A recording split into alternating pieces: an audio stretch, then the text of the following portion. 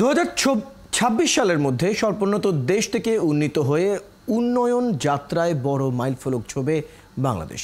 বাণিজ্য সুবিধা হারানোর ফলে অগ্রগতির পাশাপাশি তখন নতুন চ্যালেঞ্জের মুখে পড়বে দেশ। সেই চ্যালেঞ্জ মোকাবেলায় বাংলাদেশের শ্রম আইন সংস্কারের পাশাপাশি শ্রমিক অধিকার নিশ্চিতের তাগিদ দিয়েছে আন্তর্জাতিক শ্রম সংস্থা আইএলও। যদিও শ্রমিকদের কর্মপরিবেশ উন্নয়ন এবং অধিকার রক্ষার আইন সংশোধনের কোথায় আছি আমরা, এই বিষয়গুলো নিয়ে আলাপে যেতে চাই। সাথে আছেন শ্রমিক নেতা ও শ্রম খাত বিশ্লেষক রাজিকুজ্জামান রতন। জনাব রাজিকুজ্জামান রতন, আপনাকে স্বাগত জানাচ্ছি বিস্তারের আজকের আলোচনায়। প্রথমে যেটি জানতে চাই, রানা প্লাজার ঘটনার পর বাংলাদেশের শ্রমিক অধিকার সুরক্ষা এবং কর্মপরিবেশ প্রশ্নের নানা রকমের নড়চড় হয়েছে। সরকার এবং ক্রেতারা সেটি নিয়ে নড়ে চড়ে বসেছিল।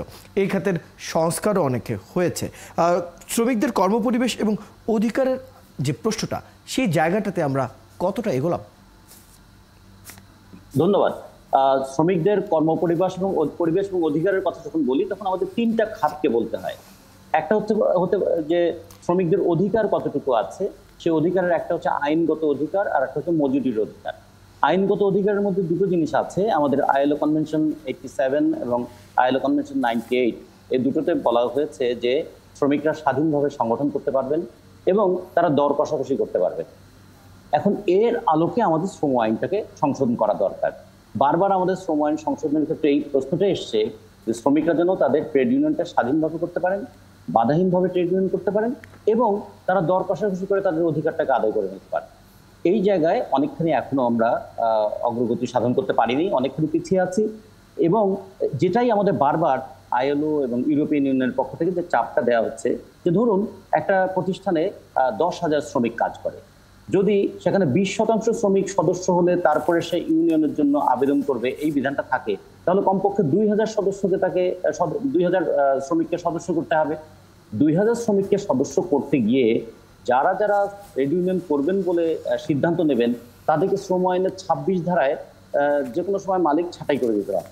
26 ধারায় যদি মালিক ছাঁটাই করে দেন, তাহলে 180 ধারায় আবার উল্লেখ করা আছে শ্রম আইনের, যদি কেউ স্থায়ী শ্রমিক না হন তাহলে তিনি ট্রেড ইউনিয়নের কর্মকর্তা হতে পারবেন না। তাহলে 26 ধারা প্রয়োগ করলে এবং 180 ধারা প্রয়োগ করলে সে যে ছাঁটাই হয়ে গেল যে শ্রমিক, সে ট্রেড ইউনিয়ন করতে পারবে না। এই কারণেই আমরা দেখছি বাংলাদেশে শিল্প প্রতিষ্ঠানের সংখ্যা, যেখানে ইউনিয়ন করা যায় এরকম প্রতিষ্ঠানের সংখ্যা প্রায় 2 লক্ষ।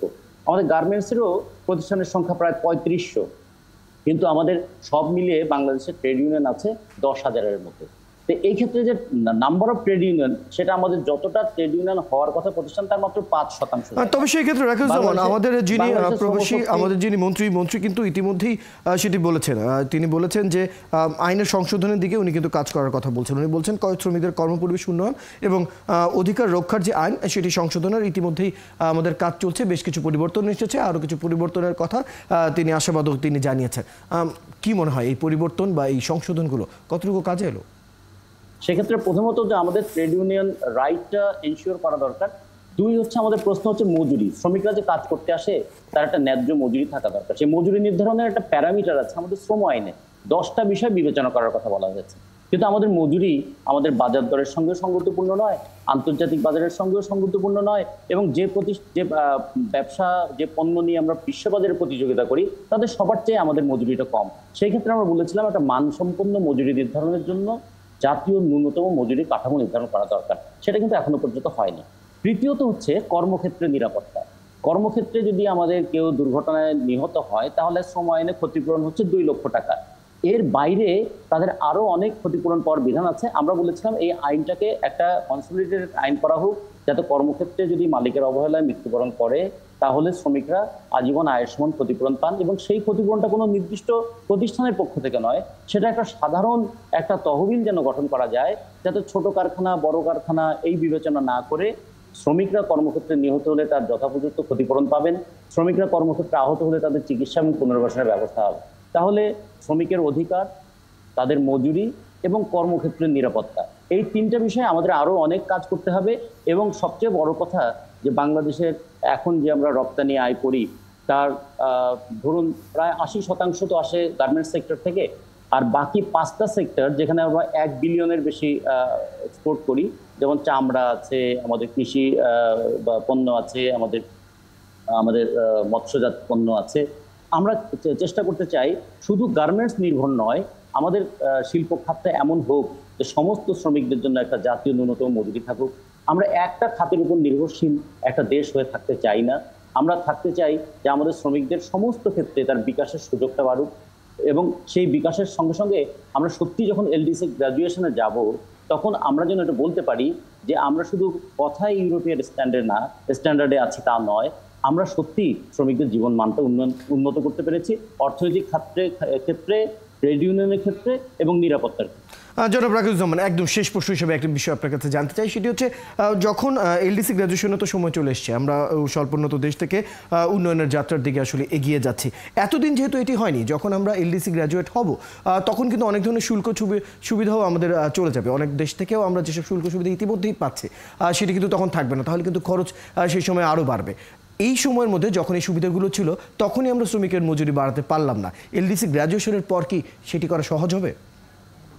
আমাদের এখানে শ্রমিকদের দিকে তাকিয়ে কিন্তু কোনো কিছু করা হয় না, আমাদের এখানে বিদেশিদের চাপে অনেক কিছু করা হয়।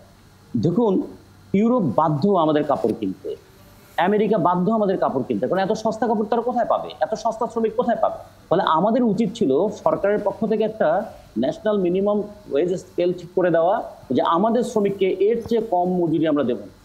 তাহলে আমরা একটা বার্গেন করতে পারতাম, আমাদের বার্গেনিং করার অ্যাবিলিটিটাও বাড়তো, যে আমাদের দেশ থেকে কেন তুমি $3 অথবা 3 ইউরোতে কাপড় নিয়ে তোমার ওখানে তুমি 40 ইউরোতে বিক্রি করবে?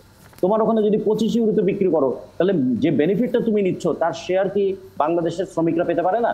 ফলে আমাদের এখানে একটা কমন আন্ডারস্ট্যান্ডিং ডেভেলপ করানো দরকার, যে ন্যূনতম একটা মজুরি হওয়া দরকার, এবং এই মজুরি নিয়েই আমাদের একটা ডিবেট করা দরকার, যেটা অন্তত দেখুন আমাদের মানে কন্টেম্পোরারি যারা আছেন কিংবা আমাদের কম্পিটিটরও যারা বলি, ভিয়েতনাম তো এটা চেষ্টা করছে, এটা এমনকি ভারতের মজুরিও তো আমাদের চেয়ে বেশি। তাহলে সেই ক্ষেত্রে খেয়াল রাখতে হবে আমাদেরও যদি এরকম করি যে আমরা শ্রমিকদের স্বার্থের বিবেচনাটা করি, যে একটা শ্রমিকদের মজুরি বাড়া মানে দেশের উৎপাদনশীলতা বাড়া, দেশের অর্থনৈতিক মানে শক্তিটা বৃদ্ধি পাওয়া, এবং দেশের আভ্যন্তরীণ বাজারটাও সম্প্রসারিত হওয়া। কারণ শ্রমিকরা শুধু তো আর উৎপাদন করে না, তারা তো কেনে। শ্রমিকের হাতে টাকা থাকলে তারা তো আবার পণ্য কিনবে। তার মানে দেশের একটা শ্রমিক শুধু উৎপাদক হবে না, সে ভোক্তাও হবে। যে শ্রমিক গার্মেন্টসে চাকরি করছে সে আবার গামছা কিনবে, যে শ্রমিক গার্মেন্টসে চাকরি করছে মূলত পুরো অর্থনীতির চাকার মধ্যে আসলে একজন শ্রমিক বিভিন্নভাবেই জড়িত রয়েছে। বেশ দারুণভাবে আপনার কাছ থেকে বিষয়টা আমরা বুঝে নিলাম। ধন্যবাদ রাকিবুজ্জামান রতন সময়টুকু আজ আমাদেরকে দেওয়ার জন্য।